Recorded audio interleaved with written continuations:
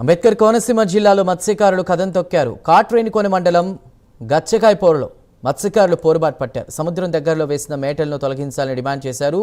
Straight cut పరివాహక ప్రాంతంలో వేల ఎకరాల భూమిని బడాబాబులు ఆక్రమించాలని మండిపడ్డారు. సమస్యను పరిష్కరించాలంటూ రైతులు, మత్స్యకారులు ధర్నాకు దిగారు. ప్రభుత్వం వెంటనే స్పందించి హైడ్రా తరహా చర్యలు చేపట్టి చెరువులను ధ్వంసం చేయాలని డిమాండ్ చేశారు మత్స్యకారులు.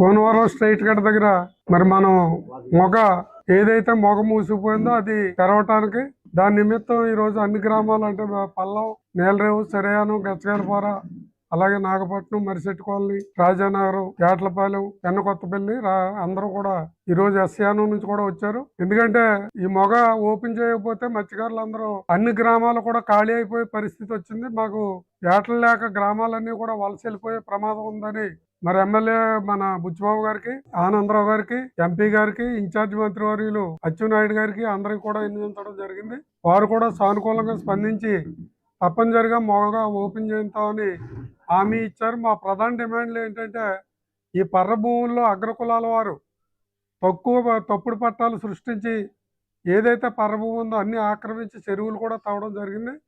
మా హైడ్రా మోడల్లో ఆ పద్ధతిలో అందరూ కూడా ఈ పర్ర భూముల్లో ఉన్నటువంటి చెరువులు తొలగించి ఈ మత్స్యకారులు జీవనోపాధి కోల్పోతున్నారు కాబట్టి పర్ర భూములన్నీ కూడా ఖాళీ చేయించవలసిందిగా ఒక డిమాండ్. ప్రధాన డిమాండ్ ఏంటంటే మనము ఓపెన్ చేయాలని అందరూ కూడా ప్రధాన డిమాండ్లు ఈ రెండు డిమాండ్ల మీద మరి అధికారులందరికీ కూడా చెప్పడం జరిగింది. అలాగే శాసనసభ్యులు ఇద్దరికీ చెప్పాం. మరి అసెంబ్లీ జరుగుతుంది కాబట్టి మళ్ళీ రేపు అచ్చెన్నాయుడు గారిని కలటానికి కూడా మేము కొద్దిమంది లీడర్స్ వెళ్తున్నాం.